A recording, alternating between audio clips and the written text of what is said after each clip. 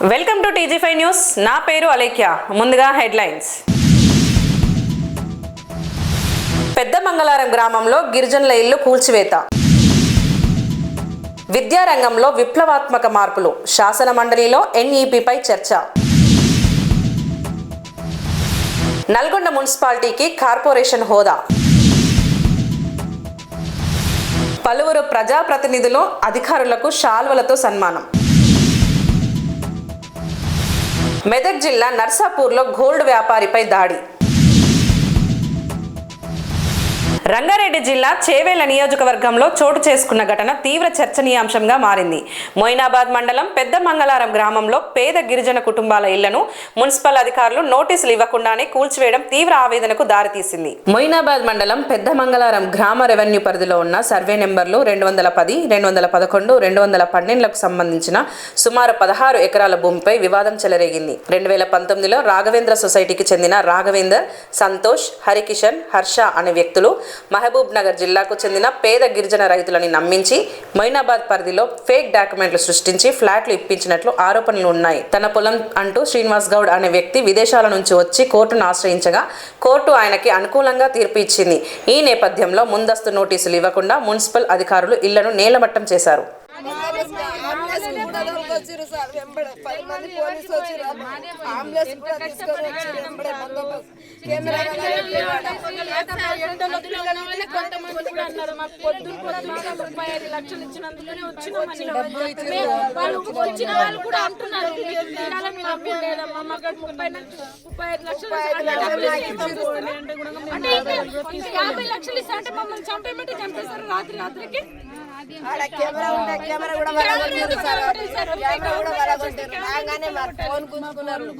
అంటే వీళ్ళు వీడియో తీయద్దు, మా సాక్షులు ఉండొద్దు అన్న. ఆ టైం కు మా మొగోళ్ళు ఎవరు లేరు సార్. అందరూ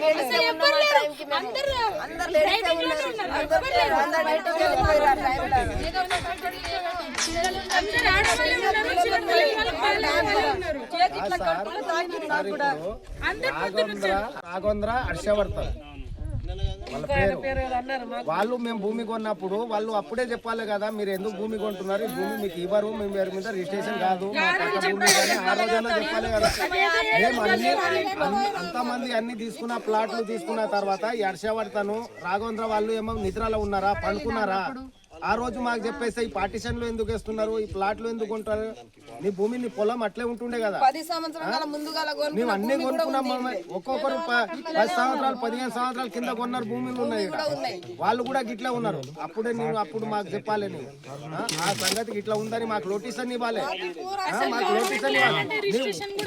కోర్టు నుంచి ఆర్డర్ వచ్చిందంటే మా ఇంటికి తాళాలు వేసేసి ముద్ర కొట్టాలి. నువ్వు సటల్ గా వచ్చేసి మా లోపల పైసలు ఉన్నాయో, బంగారం ఉన్నాయో, ఏమున్నా మా విషయం లోపల ఉన్నది. మా సామాన్ తీయకుండానే మీ కూలోళ్ళకు దొంగలకు తీసుకొచ్చేసి దొంగలు చేసినట్ల లోపల ఇంట్లో జోరేసి ఆడోళ్ళకు చూడకుండా, మగోళ్ళకు చూడకుండా బయట తీసేసి చీర కట్టకుండా ఆడోళ్ళకు లంగల మీదనే బయటకు తీసేసి. ప్రధానమంత్రి నరేంద్ర మోదీ నాయకత్వంలోని కేంద్ర ప్రభుత్వం తీసుకువచ్చిన నూతన విద్యా విధానం 2020తో దేశ విద్యా వ్యవస్థలో సమూల మార్పులు చోటు చేసుకున్నాయని శాసన మండలిలో అభిప్రాయాలు వ్యక్తమయ్యాయి. నూతన విద్యా విధానం 2020 దేశ విద్యారంగంలో విప్లవాత్మక మార్పులకు నాంది పలుకుతుందని బీజేపీ ఎమ్మెల్సీ కొమ్మరయ్య శాసన మండలిలో అన్నారు. ప్రధానమంత్రి నరేంద్ర మోదీ నాయకత్వంలో రూపొందించిన ఈ విధానం ద్వారా ప్రాథమిక స్థాయి నుంచే విద్యతో పాటు స్కిల్ డెవలప్మెంట్ నాలెడ్జ్ అందించడమే లక్ష్యమని తెలిపారు. 2040 నాటికి యువతకు ఉపాధి అవకాశాలు కల్పిస్తూ వికసిత్ భారత్ లక్ష్య సాధనకు NEP 2020 కీలకంగా మారనుందని ఆయన అభిప్రాయపడ్డారు. దాన్ని న్యూ పాలసీలో 5+3+3+4 అని పెట్టారు. అంటే up to class 2, class 5, class 8 and class 12 అంటే 4 మెథడ్స్లో చేశారు సార్. అంటే అదొకటి. తర్వాత ఇప్పుడు ఈ కొత్త పాలసీలు అసలు ఈ strongly focus on early childhood, తర్వాత ఎడ్యుకేషన్ చేయాలని 3 years నుంచే ఎడ్యుకేషన్ స్టార్ట్ చేయాలని సార్. అయితే ఈ పాలసీలో అంతకుముందు ఓన్లీ బుక్ బేస్డ్ ఎడ్యుకేషన్ ఉండే సార్. బుక్లో క్వశ్చన్ ఆన్సర్ వస్తుండే.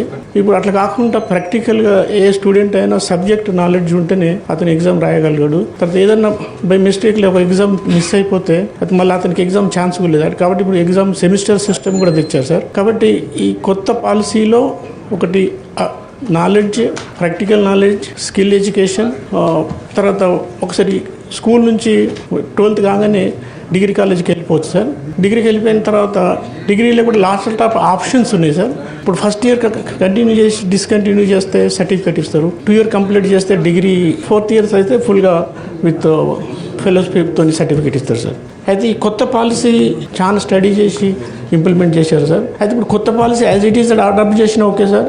లేకుంటే మనం లోకల్గా ఇప్పుడు కేశవరావు గారు సార్ కమిటీ వేశారు. ఆ కమిటీ ఆధ్వర్యంలో మాడిఫికేషన్ చేసి మన తెలంగాణ పాలసీ అని తీసుకొచ్చిన పర్లేదు సార్. బట్ పాలసీ తీసుకొస్తే టీచర్స్కు ట్రైనింగ్ కానీ లేకుంటే చాలా ఎడ్యుకేషన్ ఇంప్రూవ్ అవుతుంది సార్.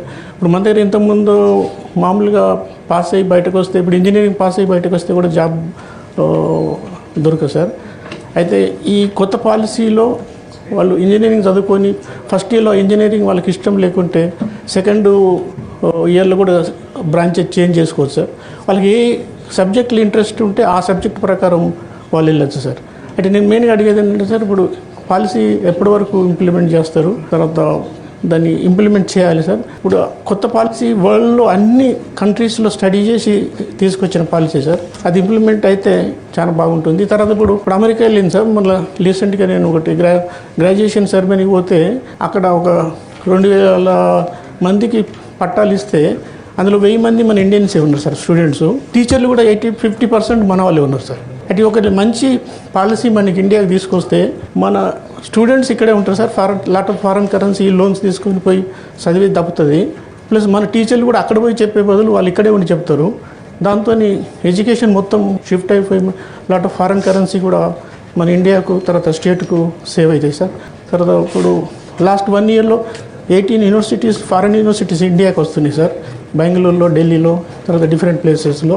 మన దగ్గర కూడా పాలసీ క్లియర్ అయితే మంచి యూనివర్సిటీస్, ఫారెన్ యూనివర్సిటీస్ ఇక్కడికి వచ్చి మంచి ఎడ్యుకేషన్ ఇచ్చే ఛాన్స్ ఉంటుంది సార్. ఇప్పుడు హైదరాబాద్లో మన ఇప్పుడు ఐఎస్బి కానీ, బిట్స్ లేకుంటే ఐఐటి వచ్చిన తర్వాత మన ఒక ఎడ్యుకేషన్ హబ్గా ఉంది సార్. ఇప్పుడు హైదరాబాద్ను ఒక గ్లోబల్ ర్యాంకింగ్లో చేసేటప్పుడు ఇన్ఫ్రాస్ట్రక్చరు, ఎడ్యుకేషను, మన ఫార్మా, మన ఐటీ సెక్టర్ ఇవన్నీ చూసి ఓవరాల్గా మనది one of the good big సిటీగా, మంచి సిటీగా ప్రైజ్ ఇచ్చారు సార్.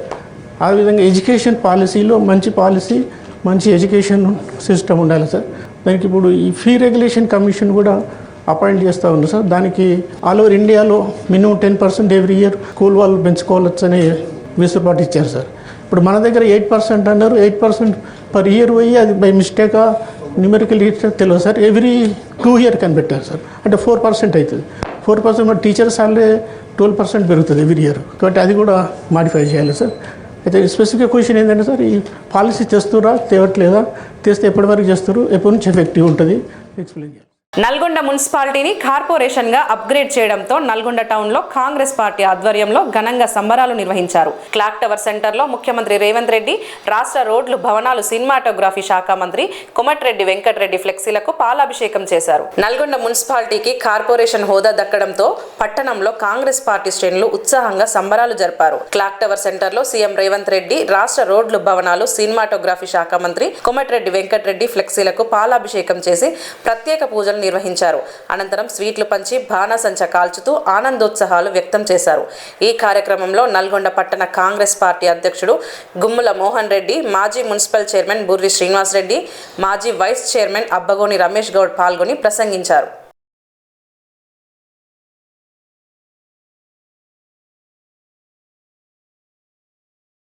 చేగుంట మండలం చందాయిపేట గ్రామ సర్పంచ్ మహేశ్వరి సాయిబాబా ఈరోజు పలువురు ప్రజాప్రతినిధులు, అధికారులను మర్యాదపూర్వకంగా కలుసుకుని శాలువాతో సన్మానం చేశారు. ఈ సందర్భంగా గ్రామాభివృద్ధికి సంబంధించిన పలు కీలక అంశాలపై చర్చించారు. చేగుంట మండలం చందాయిపేట గ్రామంలో సర్పంచ్ మహేశ్వరి సాయిబాబా ఆధ్వర్యంలో మర్యాదపూర్వక కార్యక్రమం నిర్వహించారు. ఈ సందర్భంగా తహసీల్దార్ శివప్రసాద్, కాంగ్రెస్ పార్టీ మండల అధ్యక్షుడు వడ్ల నవీన్ కుమార్, చేగుండ సర్పంచ్ సండ్రుగు స్రవంతి సతీష్, ఉప సర్పంచ్ రఫీలను శాల్వాలతో సన్మానించారు. అనంతరం గ్రామాభివృద్ధికి సంబంధించిన పలు అంశాలపై విస్తృతంగా చర్చించారు. గ్రామంలో త్రాగునీటి సమస్య పరిష్కారం, రోడ్లు, రవాణా వ్యవస్థ మెరుగుదల, మురికి కాలువల అభివృద్ధి, పాఠశాలల వసతులపై అధికారులు, ప్రజాప్రతినిధులతో చర్చించారు.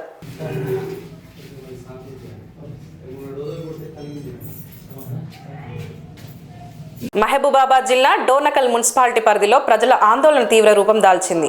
బంకట్ సింగ్ తండా, ట్రాంక్ తండాలను మున్సిపాలిటీ నుంచి తొలగించి గ్రామ పంచాయతీ పరిధిలోకి తీసుకురావాలంటూ మహిళలు రోడ్డుపై ధర్నాకు దిగారు. మహబూబాబాద్ జిల్లా డోర్నకల్ మున్సిపాలిటీ పరిధిలోని బంకట్ సింగ్ తండా, ట్రాంక్ తండా ప్రజలు మున్సిపాలిటీ పాలనపై తీవ్ర అసంతృప్తి వ్యక్తం చేస్తున్నారు.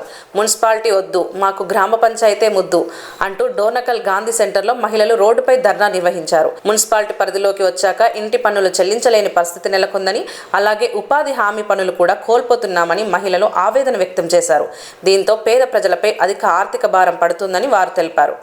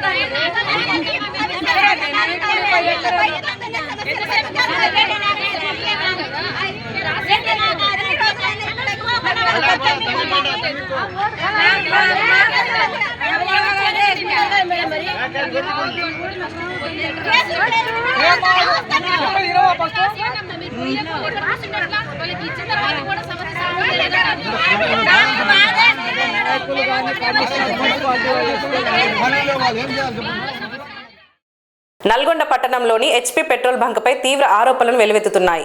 వాహనానికి పోసిన పెట్రోల్లో సగం నీరు, సగం పెట్రోల్ ఉందంటూ ఓ వినియోగదారుడు ఫిర్యాదు చేయడం కలకలం రేపుతోంది. నల్గొండ టౌన్ గడియారం సెంటర్ సమీపంలోని ఆర్పీ రోడ్డులో ఉన్న హెచ్పీ పెట్రోల్ బంక్లో మోసం జరిగినట్లు వినియోగదారుడు ఆరోపిస్తున్నాడు. తన వాహనానికి పెట్రోల్ పోసుకున్న కొద్ది దూరం వెళ్లగానే వాహనం ఆగిపోవడంతో అనుమానం వచ్చిందని బాధితుడు తెలిపాడు.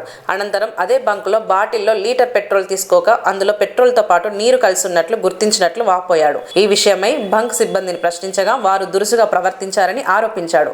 చేసేదేమీ లేక 1 టౌన్ పోలీస్ స్టేషన్లో ఫిర్యాదు చేసిన బాధితుడు ప్రజలను మోసగిస్తున్న ఈ పెట్రోల్ బంక్ను సీజ్ చేయాలని డిమాండ్ చేశాడు. దేశాయిపేట టీచర్స్ కాలనీలో ఉన్న శ్రీ ఆది మహాలక్ష్మి గోదా సమేత శ్రీ వెంకటేశ్వర స్వామి ఆలయంలో ధనుర్మాసాన్ని పురస్కరించుకొని గత వారం రోజులుగా ప్రత్యేక ఉత్సవాలు అంగరంగ వైభవంగా భక్తి శ్రద్ధలతో నిర్వహించారు. వరంగల్ దేశాయిపేట టీచర్స్ కాలనీలోని శ్రీ ఆది మహాలక్ష్మి గోదా సమేత శ్రీ వెంకటేశ్వర స్వామి ఆలయంలో ధనుర్మాస ఉత్సవాలు భక్తుల కోలాహల మధ్య ఘనంగా జరుగుతున్నాయి. అనంతరం నమ్మల్వారు పరమపదోత్సవాన్ని పురస్కరించుకొని స్వామి అమ్మవార్లతో కలిసి ఆలయ ప్రదక్షిణ కార్యక్రమం చేపట్టారు. ఈ కార్యక్రమం పరశారం వెంకటరమణ శర్మ, వెలగంటి రవికుమార్ ఆచార్యులు, అయోధ్యకు చెందిన ముఖేష్ తివారీ, చెప్పల వెంకట శర్మ, ఆలయ కమిటీ సభ్యులు కోరల్ల దేవేందర్ రెడ్డి, కల్లూరి రాఘవులు, బొడ్ల మోహన్తో పాటు పెద్ద సంఖ్యలో భక్తులు, మహిళలు పాల్గొన్నారు.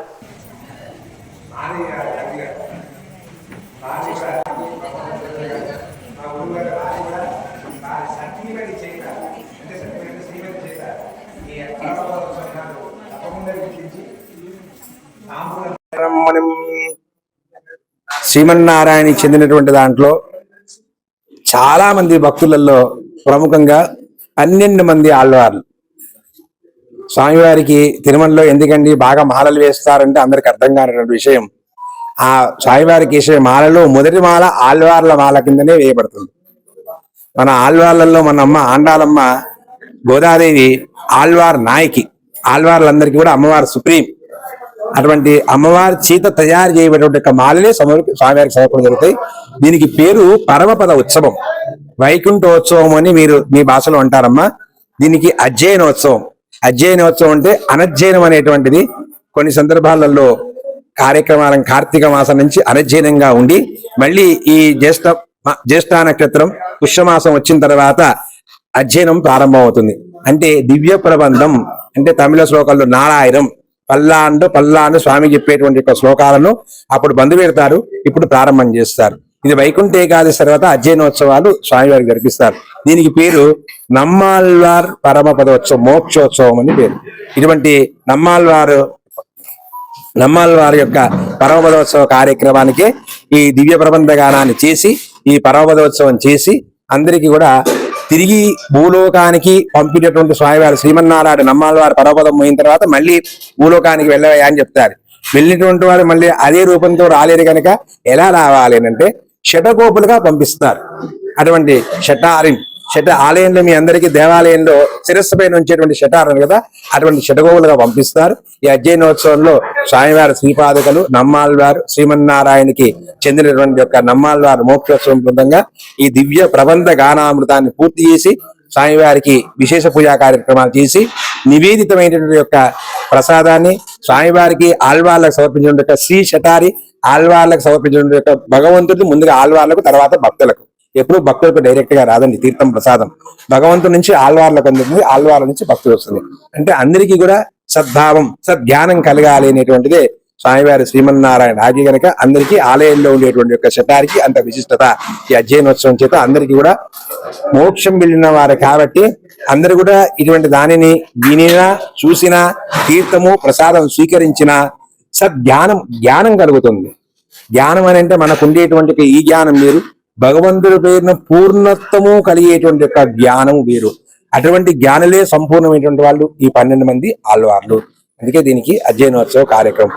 శ్రీమచ్చి విష్ణు చిత్తార్యే మనోనందన హేతవే నందనందన సుందరియే గోదాయే నిత్యమంగ. స్వస్తి. జై శ్రీమన్నారాయణ. ఈ గత నెల 16 నుంచి ఈ నెల 14 వరకు ధనుర్మాస ఉత్సవాలు జరుగుతున్నాయండి. అందులో భాగంగా ఈ వైకుంఠ ఏకాదశి కూడా చాలా ఘనంగా జరిగింది. దాని తర్వాత ఈరోజు అధ్యయనోత్సవాల్లో చివరి రోజైన పరమపదోత్సవం ఇది కూడా చాలా ఘనంగా జరుపుకుంటాము. ఈరోజు 12 రకాల ప్రసాదాలు దేవుడికి నైవేద్యంగా చూపెట్టి అదే భక్తులకి వితరణ చేస్తున్నామండి. ఈ ఆలయంలో ప్రతి ఉత్సవం భక్తుల సహకారంతో ఎలాంటి అవరోధాలు లేకుండా చాలా ఘనంగా జరుపుకుంటున్నాం. భక్తుల సంఖ్య కూడా రోజు రోజుకు పెరుగుతుంది. గుడికి కావాల్సిన కూడా అదే విషయం, భక్తుల సంఖ్య. సో అమౌంట్ కూడా డబ్బుల విషయంలో కూడా ఎలాంటి అవరోధాలు మాకు లేవండి. భక్తులు ఏ విషయానికి అడిగినా సరిగా రెస్పాన్స్ అవుతున్నారు. కొందరు అడగకుండానే డబ్బులు ఇచ్చేసి మా ఉత్సవాలకి ఘనంగా జరుపుకోవడానికి చాలా సహాయపడుతున్నారు. ఇలాగే వారి నుంచి వెళ్ళి ముందు సహకారం కూడా ఉంటుంది అని మేము నమ్ముతున్నాము. ఈరోజు ఉదయం 16 తారీఖు నుంచి లాస్ట్ మంత్ 16 తారీఖు నుంచి వెళ్ళి ఉదయం 6 గంటల నుంచి వెళ్ళి తిరుపతి చదువుతున్నారు. భక్తులు కూడా డైలీ మార్నింగ్ అంత ఉదయమైనా కూడా చలికాలంలో అండి. ఈ ఉత్సవాలు 14 తారీఖు ఇంకా 8వ తారీఖు అమ్మవారికి సారె పెడుతున్నాము. 14 తారీఖు గోదావరి కళ్యాణం అమ్మవారి జరుగుతుంది. ఆ రోజుతో ఈ ధనుర్మాస ఉత్సవాలు కంప్లీట్ అవుతాయండి. అంటే ఈ ఆలయం ఎప్పుడు నిర్మించిందండి? మరి ఏ సంవత్సరం? 2008 సంవత్సరం నుంచి వెళ్ళి ప్రారంభమైందండి. 2010లో వెంకటేశ్వర స్వామి ఆలయము ప్రారంభోత్సవమైంది. ఈ ఆలయానికి ఏంటంటే భక్తులు వారు కోరుకున్న విషయాల్లో చాలా వరకు అవలీలగా జరిగిపోతాయనే భక్తుల నమ్మకం. ఆ నమ్మకంతోనే దేవుడికి అన్ని విధాల సేవలు చేసుకుంటారు వాళ్ళు. దీని కింద ఉత్సవాలు అవుతుంటాయి. ఉత్సవాలు కూడా చాలా ఘనంగా జరుపుకుంటున్నామండి. భక్తుల సహకారం మొత్తం ప్రతి విషయంలో ఆర్థికంగా కానీ దైనందికంగా కానీ ఏ విషయంలో అయినా భక్తులు మెంబర్స్ ప్రతి ఒక్కరూ ప్రతి విషయంలో సహాయపడి ప్రతి ఉత్సవాన్ని చాలా ఘనంగా జరపడానికి ప్రతి ఒక్కరి కృషి ఉంది. ఇందులో భక్తుల కృషి కూడా చాలా ఉందండి. హైదరాబాద్ లో తెలంగాణ జాగృతి అధ్యక్షురాలు కల్వకుంట్ల కవితతో HMS సింగరేణి జాగృతి నాయకులు మరియు సింగరేణి కార్మికులు కీలక సమావేశం నిర్వహించారు. ఈ సందర్భంగా సింగరేణి కార్మికుల సమస్యలు, భవిష్యత్తు కార్యాచరణపై విస్తృతంగా చర్చించారు. హైదరాబాద్ లోని తెలంగాణ జాగృతి కార్యాలయంలో జరిగిన ఈ సమావేశానికి HMS సింగరేణి జాగృతి నాయకులతో పాటు పెద్ద సంఖ్యలో సింగరేణి కార్మికులు హాజరయ్యారు. సింగరేణి సంస్థను కాపాడుకోవడం, కార్మికుల హక్కుల పరిరక్షణే లక్ష్యంగా తెలంగాణ జాగృతి నిరంతరం పోరాటం చేస్తుందని ఈ సందర్భంగా కల్వకుంట్ల కవిత తెలిపారు. సింగరేణి కార్మికుల సమస్యలపై ఎప్పుడూ తమతో కలిసి నిలబడిన నాయకురాలు కల్వకుంట్ల కవితని కార్మికులు ప్రశంసించారు.